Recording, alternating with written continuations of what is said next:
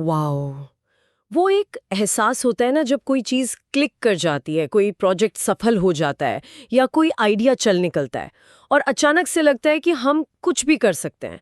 ऐसा कि अब हम जिस भी चीज़ को हाथ लगाएंगे वो सोना बन जाएगी। हाँ, और वो एहसास बहुत बहुत नशीला होता है, एक हम्म। खुमार जैसा। हम्म। हम सलाह सुनना बंद कर देते हैं, हमें लगने लगता है कि जो नियम दूसरों पर लागू होते हैं वो हम पर नहीं होते। हम खास हैं। हम खास हैं, बिल्कुल। हाँ, और देखिए इसी एहसास की गहराई में उतरने के लिए आज हमारे पास एक बहुत ही दिलचस्प स्रोत है।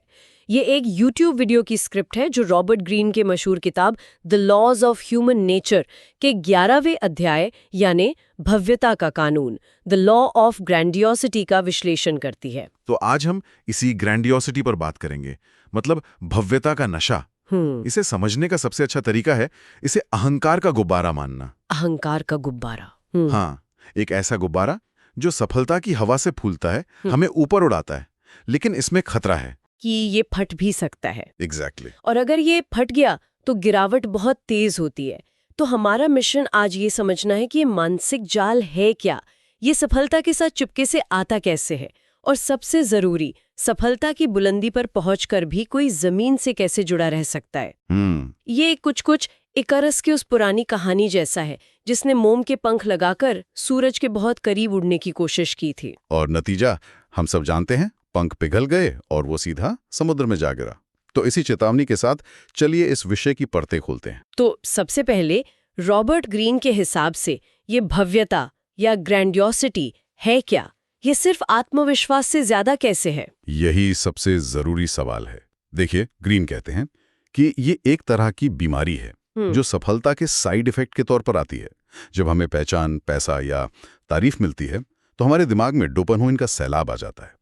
ये एक केमिकल है जो हमें खुशी और संतुष्टि का एहसास कराता है, और हमें उस एहसास की आदत पड़ जाती है, और वहीं से गड़बड़ शुरू होती है। ठीक वहीं से हमें लगने लगता है कि ये सब हमारी किसी खास शक्ति की वजह से हो रहा है या हम कोई जीनियस हैं। हम ये भूल जाते हैं कि हमारी सफलता में किस्मत का, सही समय का और दूसरे लोगों की मेहनत का भी बहुत बड़ा हाथ था। हम अपनी भूमिका को जरूरत से ज्यादा और दूसरों की भूमिका को कम आंकने लगते हैं। बिल्कुल।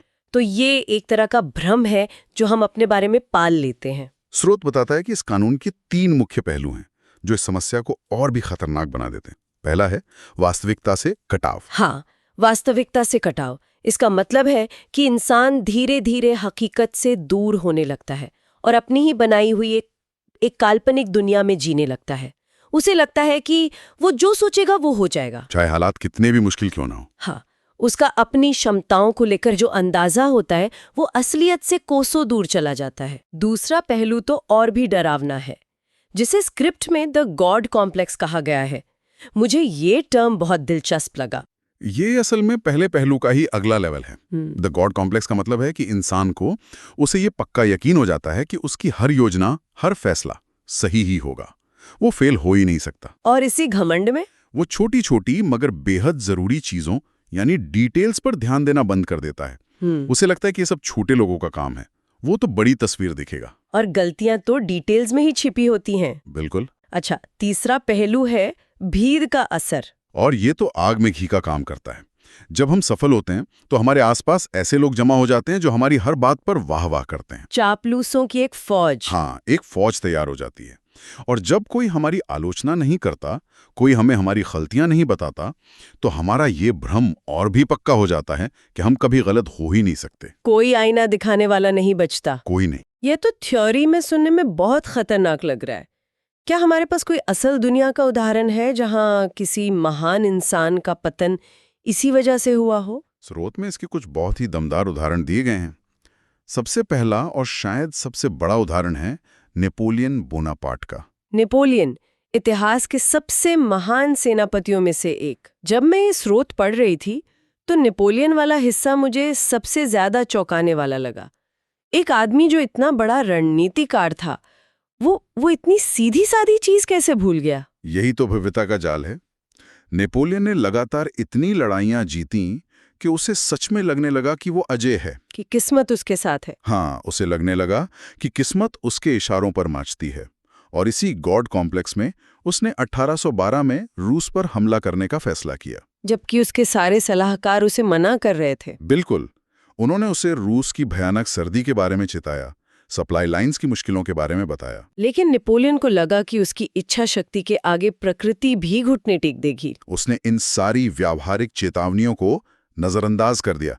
वो हकीकत से इतना कट चुका था कि उसे अपनी सेना के लिए गर्म कपड़ों और खाने का इंतजाम करने से ज्यादा जरूरी अपनी अजेय छवि को बनाए रखना लगा। और नतीजा, उसके लगभग 6 लाख सैनिकों की महान सेना, उसमें से ज्यादातर सैनिक लड़ाई में नहीं बल्कि रूस की बर्फ, भूख और थकावट से मारे गए।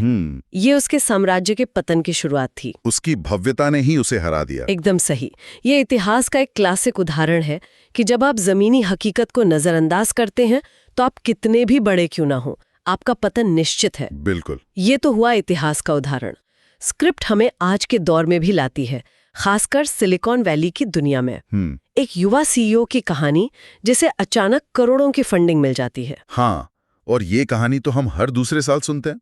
एक नौजवान जिसके पास एक अच्छा आइडिया है, उसे पैसा मिलता है और रातों रात वो स्टार बन जाता है। हर मैगजीन के कवर पर उसकी तस्वीर, हर इंटरव्यू में उसकी बातें। ऑफिस में सोने की कुर्सियां लगवाई जाती हैं, पार्टियों पर पानी की तरह पैसा बहाया जाता है। लेकिन यहाँ मैं एक सवाल पूछना चाहती हूँ, क्या यूनिकॉर्न बनने के लिए ये बड़ा सोचो बड़ा करो वाला माइंडसेट जरूरी नहीं है? शायद ये थोड़ी बहुत भव्यता जरूरी भी हो ताकि निवेशक आप पर भरोसा करें। बहुत अच्छा सवाल है, और यहीं पर महत्वाकांक्षा और भव्यता के बीच की जो महीन रेखा है उसे समझना जरूरी है। महत्वाकांक्षा कहती है हम एक बड़ा बिजनेस बनाएंगे और उसके लिए मेहनत करेंगे। भव्यता कहती है हम इतने खास हैं कि बिजनेस के बुनियादी नियम जैसे कि मुनाफा कमाना हम पर लागू ही नहीं होते। समझ गई। तो वो सीईओ मुनाफे पर ध्यान देने के बजाय सारा पैसा और ऊर्जा बस दिखावे पर खर्च कर रहा था। बिल्कुल। ये दिखाने पर कि वो कितना सफल है, जबकि अंदर से कंपनी खोखली थी। बिल्कुल। वो वास्तविकता से कटाव का शिकार हो गया था। उसे लगा कि पैसा आता रहेगा क्योंकि वो एक विजनरी है। और नतीजा? 2 साल में कंपनी दिवालिया हो गई। उसकी शुरुआती सफलता ने ही उसे अंधा कर दिया था। ऐसी ही एक कहानी कला की दुनिया से भी है।